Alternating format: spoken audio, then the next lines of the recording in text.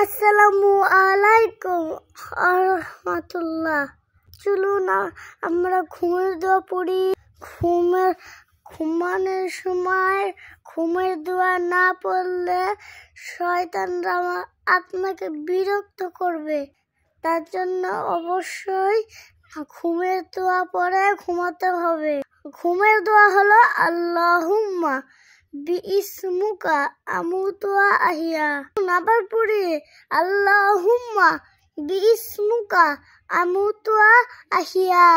যখন ঘুমাতে যাবে এই দোয়া পড়ে নিবে, ঘুম হবে প্রশান্তিময়। দুষ্টু জিনেরা তাই ঘুমের মধ্যে তাই দেখাতে পারবে না ভয়। আল্লাহুম্মা বিইসমিকা আমুতু ওয়া আহিয়া। আল্লাহুম্মা বিইসমিকা আমুতু ওয়া আহিয়া।